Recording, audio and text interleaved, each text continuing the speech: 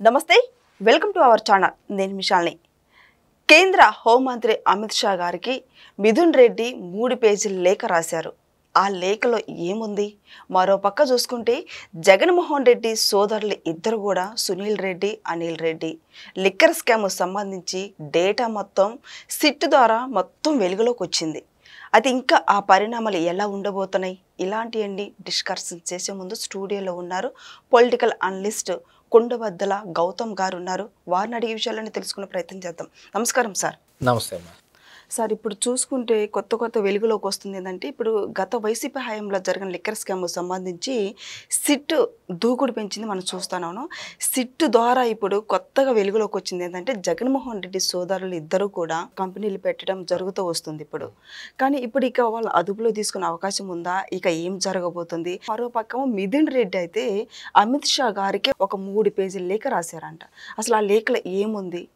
యాక్చువల్గా మిథున్ రెడ్డి గారు ఇప్పుడు అమిత్ షా గారికి లేఖ రాసిన విధానం చూస్తే, ఒక దొంగ బయటకు వచ్చి దొంగ దొంగ అని గుండెలు బాదుకొని అరుస్తున్న సంధాన కనపడుతోంది మిథున్ రెడ్డి 72 రోజుల పాటు ఈ అక్రమ వసూళ్లు లిక్కర్ కంపెనీల దగ్గర నుంచి ముడుపులు తీసుకున్న వ్యవహారంలో, అంటే వైఎస్ఆర్ కాంగ్రెస్ పార్టీ అధికారంలోకి వచ్చిన దగ్గర నుంచి, లిక్కర్ పాలసీని మార్పు చేసిన దగ్గర నుంచి, లిక్కరు దీంట్లో వాళ్ళకి కావలసిన బ్రాండ్లు కంపెనీస్కి మాత్రమే ఇండెంట్లు ఆర్డర్లు ఇవ్వటం, ఆర్డర్లు ఇచ్చే వ్యవహారం గతంలో కంప్యూటరైజ్డ్గా ఉండేదాన్ని మాన్యువల్కి తీసుకొచ్చి ఆ వ్యవహారం మొత్తం నడిపారు. ఆ 3,500 కోట్ల రూపాయల ముడుపుల వ్యవహారంలో A4గా ఉన్న మిథున్ రెడ్డి ఈరోజు వచ్చి తంబళ్ళపల్లి మొలకల చెరువు దగ్గర బయటపడిన ఒక ఇలిసిట్ లిక్కర్ వ్యవహారం మీద కేంద్ర హోంమంత్రి అమిత్ షాకి లేఖ రాశాడు అని అంటే, ఒక దొంగ వచ్చి ఇంకొక దొంగ నరుస్తున్నట్టుగా కనపడతా ఉంది. Same as T same. గతంలోనే అసలు వీళ్ళందరి వ్యవహార శైలి మీద 2024 ఎన్నికలు జరగటం కంటే ముందుగానే ఆంధ్రప్రదేశ్ రాష్ట్రంలో జరుగుతున్న ఈ మద్యం మాఫియా, మద్యం కుంభకోణం, ఈ వ్యవహారం గురించి 75,000 కోట్ల కుంభకోణాన్ని వివరిస్తూ ఎంతమంది 40-50 వేల మంది దాదాపుగా ఈ లిక్కర్ మహమ్మారికి బలైపోయారు, దీని మీద చర్యలు తీసుకోండి, దీని మీద మీరు వాకప్ చేయండి అని చెప్పి పురంధరేశ్వరి గారు, అప్పుడు బీజేపీ అధ్యక్షురాలుగా, ఆంధ్రప్రదేశ్ రాష్ట్ర బీజేపీ అధ్యక్షురాలుగా ఉన్న పురంధరేశ్వరి గారు అప్పుడు హోంమంత్రిగా ఉన్న అమిత్ షాకి లేఖ రాశారు. స్వయాన ఆవిడే తీసుకెళ్ళి ఇచ్చారు.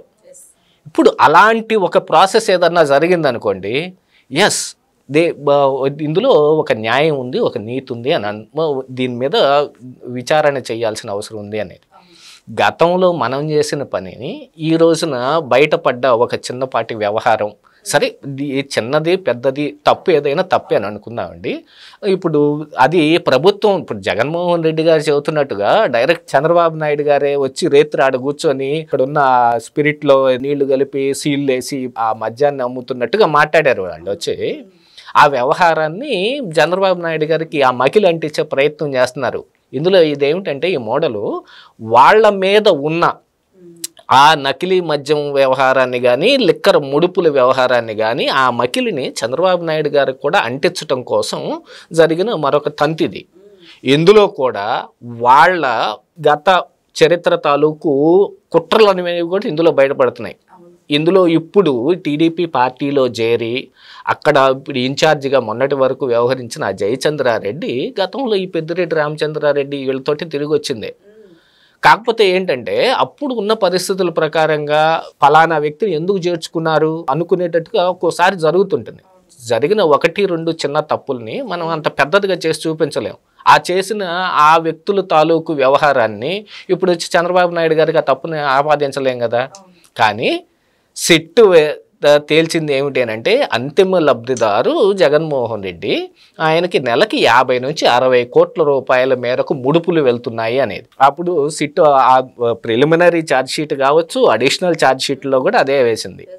ఈ రోజున మరి మిథున్ రెడ్డికి వచ్చిన బెయిల్ వ్యవహారం ఒకసారి మనం గుర్తు తెచ్చుకుంటే, ఇప్పుడు మిథున్ రెడ్డి ఏ వ్యవహారం మీదనైతే ఇలిసిట్ లిక్కర్ మీద మంత్రి అమిత్ షాకి రాశాడో, అలాంటి కుంభకోణంలో అరెస్ట్ అయ్యి బయటకు రావడానికి మిథున్ రెడ్డి చేసిన ప్రయత్నాలు ఏమిటనేది సిద్ధార్థ లోతురా గారు నిన్న బయట పెట్టారు.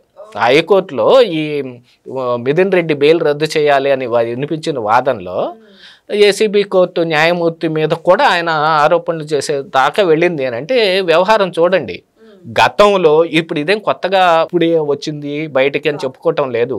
గతంలో గాలి జనార్దన్ రెడ్డి కూడా బెయిల్ కోసం కొన్ని కోట్ల రూపాయలు ఖర్చు పెట్టి కొంతమంది జడ్జిలని సస్పెండ్ చేపించి మళ్ళీ తిరిగి ఆయన జైలుకి వెళ్ళాడు. ఇది ఇప్పుడు కొత్తగా నడుస్తున్న వ్యవహారం ఏం కాదు.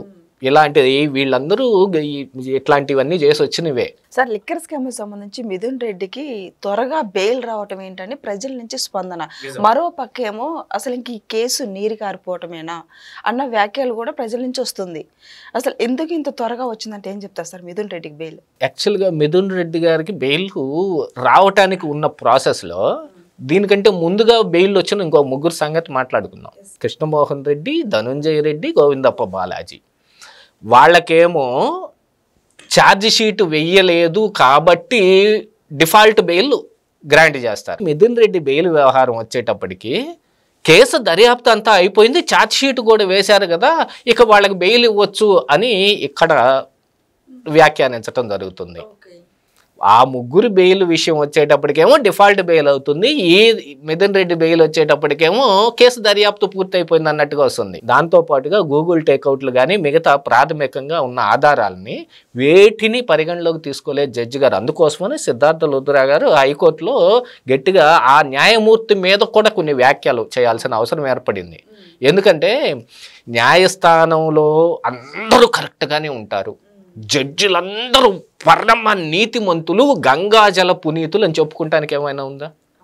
ఎందుకంటే మనం మొన్ననే చూసాం ఢిల్లీలో ఫైర్ యాక్సిడెంట్లో నోట్ల కట్టలు బయటపడ్డ జడ్జి గారి ఇంట్లో. ఆ వ్యవహారం ఎక్కడి నుంచి జరిగిందండి? గాలి జనార్దన్ రెడ్డి బెయిల్ వ్యవహారంలో ఎంతమంది జడ్జీలని వాళ్ళు ప్రలోభ పెట్టి ఎంతమందికి డబ్బులు ఇచ్చారు? ఆ వ్యవహారం చూడలేదా? ఎందుకంటే జడ్జి కూడా ఒక మనిషే కాబట్టి. జడ్జి స్థానంలో ఉన్నప్పుడు జడ్జి గారు వేరే ఉంటారేమో కానీ బయట బాహ్య ప్రపంచానికి వచ్చేటప్పటికి ఆ జడ్జిలు సాధారణ మానవులే. వాళ్ళకి ప్రలోభాలు ఉంటాయి, వాళ్ళకి కుటుంబాలు ఉంటాయి, వాళ్ళకి ఆశలు ఉంటాయి, వాళ్ళకి వాంఛలు కోరికలు ఉంటాయి. హనీ ట్రాప్స్ చేయొచ్చు, మనీ ట్రాప్స్ చేయొచ్చు, బెదిరింపులకి భయపడవచ్చు, ఏమైనా జరగవచ్చు. అలాంటివన్నీ జరిగే అవకాశం ఉంది. కాబట్టి ఇప్పుడు జరిగిన వ్యవహారాన్ని, ఎందుకంటే మిథున్ రెడ్డికి బెయిల్ వచ్చింది అనగానే ఇందాక మీరు అన్నట్టుగా కేసు నీరు గారిపోతుందేమో అనే అనుమానం ప్రజల్లో వచ్చింది. దాన్ని ధీటుగా తిప్పికొట్టడం కోసమే నిన్న సిద్ధార్థ లుద్రా గారు ఈ మాట మాట్లాడాల్సి వచ్చింది. ఎందుకంటే ఇందులో ప్రభుత్వం యొక్క లీగల్ టీం ఫెయిల్యూర్ చాలా ఉంది అని చాలామంది విశ్లేషకులు విశ్లేషించారు. ఒక సమయంలో అది నమ్మాల్సిన పరిస్థితి కూడా ఏర్పడింది. ఎందుకంటే అప్పటి వరకు వాదించిన లీగల్ టీంని పక్కన పెట్టేసి బెయిల్ వచ్చిన సమయానికి ఏజీ గారు వెళ్ళి వాదించారు ఏసీబీ కోర్టుకి. ఇదేదో ఒక గూడు పుటానీ జరుగుతుందేమో. ఎందుకంటే కోఇన్సిడెన్స్లో ఒక్కొక్కసారి ఏమవుతాయంటే యాదృచ్ఛికంగా జరిగిన సంఘటనలు కూడా వాంఛనీయంగా కుట్రపూరితంగా జరిగిన విధంగా కనపడుతుంటాయి. అలాంటి దాన్ని ఇప్పుడు నివారించడం కోసం జరిగితే ఇప్పుడు మిథున్ రెడ్డి కొన్ని అభూత కల్పనలతోటి ఆయన అమిత్ షాకు ఒక లేఖ రాస్తాడు. ఇక ఈ వ్యవహార శైలి మీద సిబిఐ ఎంక్వైరీ దర్యాప్తు జరిపించాలి అంటే అసలు సిబిఐ ఎంక్వైరీకి ఒప్పుకోకుండా సిట్ వేసుకొని వివేకానంద రెడ్డి హత్య కేసుని బీటెక్ రవి గారి మీదనో లేకపోతే ఆదినారాయణ రెడ్డి గారి మీదనో పులిమే ప్రయత్నం చేసింది జగన్మోహన్ రెడ్డి అని పార్టీ కదా. సునీత గారు పట్టుబట్టి సిబిఐ ఎంక్వైరీ వేయించుకున్నారు కాబట్టి ఈరోజు అవినాష్ రెడ్డి వీళ్ళ వ్యవహారం అంతా బయటకు వచ్చింది. బాహ్య ప్రపంచానికి వివేకానంద రెడ్డి మరణం అనే వార్త తెలియక ముందుగానే జగన్మోహన్ రెడ్డికి తెలుసు అనేది సిబిఐ డైరెక్ట్గా చెప్పింది. అందుకని సిబిఐ వస్తే ఎలా ఉంటుందని వాళ్ళకి తెలుసు కాబట్టి సిబిఐని రానిలేదు. ఈ రోజు వచ్చి సిట్టులో ఈ వ్యవహారాలన్నీ బయటపడుతున్నాయి కాబట్టి ఏదో ఒక రకంగా సిబిఐని తీసుకొస్తే సిబిఐని అట్నొకట మేనేజ్ చేసుకుందాం అని ఒక వాళ్ళకి వేరే రకమైన దురుద్దేశాలు కొన్ని ఉంటాయి. అందులో ఇప్పుడు ఆయన బెయిల్ పైన బయటకు వచ్చాడు. కాకపోతే ఏంటంటే ఇప్పుడు మరొక వ్యవహారం కూడా నడుస్తుంది. ఈయన కేంద్రంలో ఉన్న పెద్దలతోటి కొంచెం ఏమన్నా మింగిలైపోయే ప్రయత్నాలు ఏమన్నా చేశాడా అనేది కూడా ఒక అనుమానం ఏర్పడింది. ఎందుకంటే మొన్ననే అంతర్జాతీయ ఐక్యరాజ్య సమితి జనరల్ సదస్సుకి 15 మంది ఎంపీలని సెలెక్ట్ చేసిన దాంట్లో పురంధరేశ్వర గారితో పాటు మిథున్ రెడ్డి ఉన్నాడు అనగానే మళ్ళీ అనుమానాలు మొదలవుతాయండి. ఇలాంటి అనుమానాలకి తావివ్వకుండా మనం చేసే ప్రతి ప్రయత్నం ఉండాలి. అవును సార్. నకిలీ మద్య వ్యవహారంని చూసుకుంటే ఇప్పుడు ఫ్యామిలీ మిథున్ రెడ్డి, పెద్దిరెడ్డి రామచంద్రారెడ్డి ఫ్యామిలీ ఉందాననే మనకు వార్తలు వస్తున్నాయి. సరే, సో అదొక పక్కన పెడితే ఇప్పుడు జగన్మోహన్ రెడ్డి సోదరులు ఇద్దరు కూడా ఇప్పుడు సిట్ అధికారం ద్వారా ఇప్పుడు మనకంతా వాళ్ళు చేసిన గుట్టు రట్టయింది ఇప్పుడు. అయితే ఇప్పుడు వాళ్ళు అదుపులోకి తీసుకుని అరెస్ట్ చేసే అవకాశం ఉందా? మిథున్ రెడ్డి ఒక పక్కేమో నాకు అసలు సంబంధమే లేదని చెప్తుంటాడు. అసలు దీని మొత్తానికి ఏది అసలు ఎలా చూడాలి సార్? యాక్చువల్గా ఇప్పుడు బయటపడుతున్న ఆధారాల ప్రకారంగా చూస్తేనండి, వరల్డ్ ఫేమస్ మనకు తెలుసు హైదరాబాద్లో ఉన్న రెడ్డిస్ ల్యాబొరేటరీస్, ఆ రకంగా వీళ్ళు రెడ్డిస్ ఎలిసిట్ లిక్కర్ అని ఆఫ్రికాలోనే వీళ్ళు పెద్ద ఫేమస్. రెడ్డిస్ లిక్కర్స్ అక్కడ పెట్టి దేశాల్లో ఉన్న ప్రజలు వీళ్ళు తయారు చేసి నకిలీ మద్యం తాగి చనిపోయి దాంట్లో ప్రజల్లో నుంచి ఉద్యమం పుట్టి అది దేశానికి తాకి వీళ్ళ కంపెనీని బ్యాన్ చేసేదాకా వెళ్ళింది. మీరు ఇప్పుడు ప్రస్తావించిన అనిల్ రెడ్డి, సునీల్ రెడ్డి ఎవరైతే రెడ్డిస్ లిక్కర్ పేరుతోటి పెట్టి ఆఫ్రికాలో దేశాల్లో పెట్టిన కంపెనీలని దేశాలు వాళ్ళు బ్యాన్ చేసేసారు. అలాంటి ఆ మాడ్యూల్ని ఇప్పుడు ఈ నకిలీ మద్యం, ఈ మొలకల చెరువు దగ్గర బయటపడ్డ ఈ నకిలీ మద్యపు ఈ కుటీర పరిశ్రమ విధానం ఉంది చూడండి, దీన్ని నిర్వహించిన ఆ జనార్దన్ రావు ఎవరైతే ఉన్నారో ఆయన ఆఫ్రికా వెళ్ళి ఈ మోడల్ మీద ఇప్పుడు చెబుతారు చూడండి, అక్కడ ట్రైనింగ్ అయ్యి వచ్చారనో లేకపోతే ఇక్కడ ఇంటర్న్షిప్ చేశారంటారే, అలాంటి ఈ ప్రాసెస్లు మొత్తాన్ని అక్కడ నేర్చుకొని వచ్చి ఇక్కడ పెట్టాడు. ఇప్పుడు బయటపడిన దాని ప్రకారం ఏంటంటే ఇప్పుడు కూటమి ప్రభుత్వం వచ్చి సంవత్సరంన్నరే అవుతుంది, కానీ ఈ ఇల్లిసిట్ లిక్కర్ తయారీ విధానం మాత్రం 2.5 సంవత్సరాల ముందు నుంచే ఉంది. అంటే అప్పుడు జగన్మోహన్ రెడ్డి గారు ఏం చేశారండి, అక్కడ ఎప్పుడు ఏం గడ్డి బీకారు అక్కడ ఒక సంవత్సరం పాటు. ఇప్పుడు సంవత్సరంన్నర వీళ్ళ మీద ఆరోపణలు చేస్తున్నారు, బాగానే ఉంది. గత సంవత్సరానికి ఏం చేశారు వాళ్ళు? వాళ్ళే దగ్గరుండి చేపిస్తారు కాబట్టి ఎక్కడ ఏ నియోజకవర్గంలో ఇప్పుడు ఆ జయచంద్రారెడ్డి ఎవరి గెలుపు కోసం అయితే టీడీపీలోకి వచ్చాడో ఆ ద్వారకానాథ్ రెడ్డి అక్కడ ఎమ్మెల్యేగా ఉన్నాడుగా, ఆయనకి కనీసం వాళ్ళ కార్యకర్తలు ఫలానా చోట ఇలాంటి ఇల్లిసిట్ లిక్కర్ తయారు చేయబడుతుందని ఇన్ఫర్మేషన్ కూడా ఇవ్వలేదా? ఎందుకంటే ఒక కుటీర పరిశ్రమ ఒక ఇంట్లో సైతం పెట్టామండి, అక్కడి నుంచి అక్కడికి మరి వాటర్ ట్యాంకర్స్ కావచ్చు, లేదు స్పిరిట్ తీసుకొచ్చిన వాహనాలు కావచ్చు, లేదు హోలోగ్రామ్స్ స్టిక్కర్లు తీసుకొచ్చే వాహనాలు కావచ్చు, కార్లు, లారీలు, ట్రక్కులు రావాలి, వచ్చి ఆడ దింపాలి. ఆ తరువాత వాళ్ళు తయారు చేసిన ఇంకా మళ్ళీ పోయటానికి సీసాలు కావచ్చు, ఫీల్ చేయడానికి మూతలు కావచ్చు, ఇవన్నీ కూడా బయట నుంచి రావాల్సిందే. అక్కడ భూమిలోంచి అవి బొక్కేసుకొని రావు కదా పైకి. ఆ తయారైన తర్వాత మళ్ళీ లారీలకు, ట్రక్కులకు, ఆటోలకు లోడ్లు ఎత్తి మళ్ళీ బయటకు వెళ్ళాల్సిందే. అంటే ఆ గ్రామంలో ఉన్న వాళ్ళందరికీ అక్కడ ఏం తయారు చేయబడుతుందని ఐడియా ఉంటుంది. వాళ్ళల్లో ఒక్క వైసీపీ కార్యకర్త కూడా లేడా ఈ విషయాన్ని? ద్వారకానాథ్ రెడ్డి దాకా ఏది తంబళ్ళపల్లికి ఇప్పుడు ఎమ్మెల్యేగా ఉన్నాడో ఆయన దాకా చేరదా? మరి ఇప్పుడు ఇది ఒక మంచి సువర్ణ అవకాశం కదా, వాళ్ళుగా ముందు బయట పెట్టాల్సిన అవసరం ఉంది కదా. కానీ ఇక్కడ జరిగింది ఏంటంటే ఒక కుట్ర జరిగింది. తయారు చేస్తున్న ఈ విధానాన్ని మొత్తం చూసుకొని ఏ జగన్మోహన్ రెడ్డి, ఏ మిథున్ రెడ్డి, ఏ పెద్దిరెడ్డి రామచంద్రారెడ్డి, ఏ చెవిరెడ్డి భాస్కర్ రెడ్డి మీద ఈ నకిలీ జే బ్రాండ్ మద్యం తాలూకు ముడుపుల వ్యవహారాన్ని ఆపాదించారో దాన్ని చంద్రబాబు నాయుడు గారి మీద కూడా ఆపాదించడం కోసం ఈ జయచంద్రారెడ్డిని వీళ్ళని ముందుగానే దేశం దాటించేసి వాళ్లే ఇన్ఫర్మేషన్ ఇచ్చి దాని మీద రైడింగ్ జరిగే విధంగా వాళ్లే బయటపెట్టి ఇప్పుడు వచ్చి వాళ్లే బయటకి అసలు ఆఫ్రికా టు ఆంధ్ర అని ఇప్పుడు ఏ రోజు అయితే ఈ రోజు ఎక్సైజ్ శాఖ వెళ్ళి పరిశ్రమ మీద దాడులు చేసి బయటకు వచ్చిందండి. తెల్లారి న్యూస్లో సాక్షి మీడియాలో కానీ వైసీపీ సోషల్ మీడియాలో కానీ ఆఫ్రికా టు ఆంధ్ర అని జగన్మోహన్ రెడ్డి పెట్టిన ట్వీట్ వస్తుంది. ఈ రోజుకి సిట్టు చూస్తుంటే ఈ మాడ్యూల్ మొత్తం ఆఫ్రికాలో వాళ్ళు చేసిన విధానమేనని ఈ రోజున బయటకు వచ్చింది. అంటే 5-6 రోజుల ముందుగానే జగన్మోహన్ రెడ్డి చెప్పేశాడు. వివేకానంద రెడ్డి మరణ వార్త బాహ్య ప్రపంచాన్ని తెలియటం కంటే ముందుగా జగన్మోహన్ రెడ్డిగా తెలిసినట్టుగా ఇది ఆఫ్రికా నుంచి మాడ్యూల్ తీసుకొచ్చి ఇక్కడ పెట్టి తయారు చేస్తున్నారనే వార్త కూడా జగన్మోహన్ రెడ్డి ముందుగానే తెలుసు. అందుకనే సాక్షిలో కూడా హెడ్డింగ్లో మరీ వేశారు ఆఫ్రికా టు ఆంధ్ర నకిలీ మద్యం అని. అది దర్యాప్తు చేసిన తర్వాత పోలీసులు ఆ వ్యవహార శైలి మొత్తం తెలిసిన తర్వాత మిగతా మనకందరికీ తెలిసింది. కానీ జగన్మోహన్ రెడ్డికి ముందే తెలుసు. అంటే వాళ్ళ విధానం ముందు నుంచే తెలుసు. వాళ్ళే కావాలని ఇలాంటి ఒక దాన్ని తీసుకొచ్చి చంద్రబాబు నాయుడు గారి మీద మకిలి అంటటానికి చేసిన ఒక ప్రయత్నం.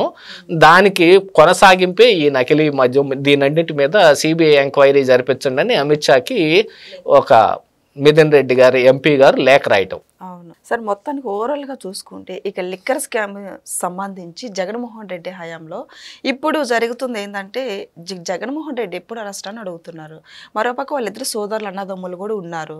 ఏంటి సార్ ఎప్పుడు అరెస్ట్ అవుతారు, ఏంటి అసలు దీని కథ ఎప్పుడు ఒక కొలిక్కొచ్చే అవకాశం ఉందంటే ఏం చెప్తారు సార్? అంటే యాక్చువల్గా దీని మీద ఏంటంటేనండి, ఇంకా ఇప్పుడు ప్రాథమికంగా ఉన్న ఆధారాలు కానీ లేదు, ఇప్పుడు కింద వ్యవహార శైలి మొత్తాన్ని ఆన్ గ్రౌండ్ నడిపిన వాళ్ళు కానీ దాని వెనుకున్న సూత్రధారులు కానీ వీళ్ళందరి వ్యవహారాలను బయట పెట్టాలి అని అంటే కోర్టులు అందున ఈ ప్రజల ముందు దోషిగా నిలబెట్టడానికి కొన్ని ఆధారాలు అయితే సరిపోతాయి.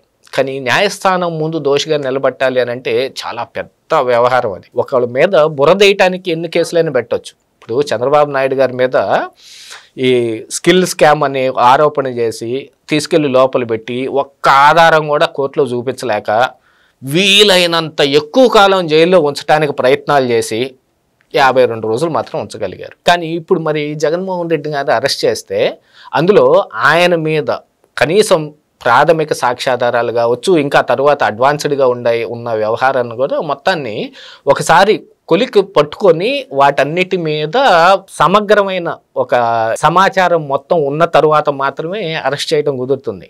అరెస్ట్ కోరుకోవటం చాలా ఈజీ. జగన్మోహన్ రెడ్డి గారు అరెస్ట్ చేసినట్టు చేయొచ్చు. ఆయన ఏంది సోషల్ మీడియా కార్యకర్తల దగ్గర నుంచి చంద్రబాబు నాయుడు గారి దాకా అందరినీ అరెస్ట్ చేశాడు. అన్ని కోర్టుకెళ్ళి ముట్టుకెళ్ళి తిని బయటకు వచ్చారు. ఇప్పుడు ఈ ప్రభుత్వం కూడా అలాగనే రావాలన్నా? ఇప్పుడు చంద్రబాబు నాయుడు గారు కూడా అలాగనే జగన్మోహన్ రెడ్డిని సరైన సాక్ష్యాధారాలు లేకుండా అరెస్ట్ చేసి ఆ కోర్టులో ఆయన బెయిల్ పొంది ఇదిగో న్యాయం గెలిచింది అని వచ్చి ఆయన బయట మాట్లాడుతుంటే చంద్రబాబు నాయుడు గారికి మొట్టికాయలు పడ్డాయని పేపర్లో రాసుకుంటా ఇప్పుడు అలాంటి అపవాదు భరించాల్సిన అవసరం ఏం లేదు కదా. అందుకని సమగ్రంగా విచారణ జరగాలి. విచారణ ఒక రోజులో, ఒక నెలలో, 2 నెలల్లో పూర్తయ్యే వ్యవహారం కాదు.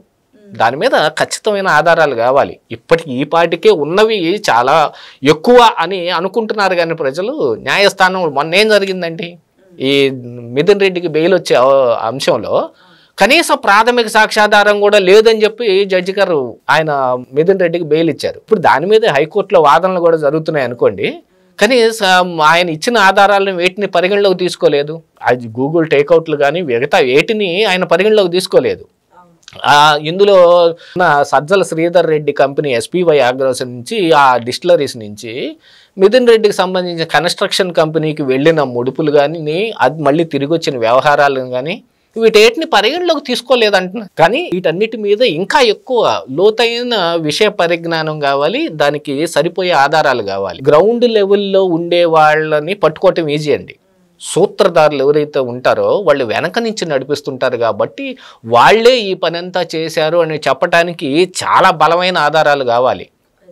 దాంతోపాటుగా ఏంటంటే జగన్మోహన్ రెడ్డి గారి ప్రభ ఒకంత ఢిల్లీ స్థాయిలో కూడా ఇంకా నడుస్తుందనే చెప్పుకోవాలి. ఎందుకంటే 10 సంవత్సరాలు బట్టి ఆయన బెయిల్ మీద ఉన్న ఈ రోజుకి ఆ సిబిఐ ఈడీ కేసులు ఏమయ్యాయో తెలియట్లేదు. ఇందులో లిక్కర్ కేసులో కూడా ఈడీ తూతూ మంత్రంగానే ఉంది ఇప్పటికీ ప్రస్తుతం మనం చూసామంటే. అదే ఢిల్లీ లిక్కర్ స్కామ్ వచ్చేటప్పటికి కేజ్రీవాల్ అరెస్టుకు, మనీష్ సిసోడియా అరెస్టుకు, కవిత అరెస్టుకు ఈడీ ఉర్రూతలోగింది. 6 నెలల పాటు పెట్టారు. ఈడీ కేసు అయితే ఎక్కువ కాలం ఉంచే అవకాశం ఉంది. అదే సిట్టు ఇప్పుడు సిఐడిఓ కేసు పెట్టింది అనుకోండి, 90 రోజులు డిఫాల్ట్ బెయిల్ అని, లేకపోతే ఛార్జ్ షీట్ వేసేసారను లోకల్ మ్యానిపులేషన్స్ కూడా బోల్డర్ని ఉంటాయి. ఇందులో జడ్జీల మీద మనం ఏదో అపవాదు వేస్తున్నాం అనే దానికంటే కూడా జరిగే ప్రాసెస్ను ఒకసారి అర్థం చేసుకోండి సార్. ఆ జడ్జీలు కూడా ప్రలోభాలకు లొంగొచ్చు, అవకాశం ఉంది కదా. గతంలో అలాంటి తాలూకు వ్యవహారం బయటపడిన దాఖలాలు కూడా చాలా ఉన్నాయి కదా.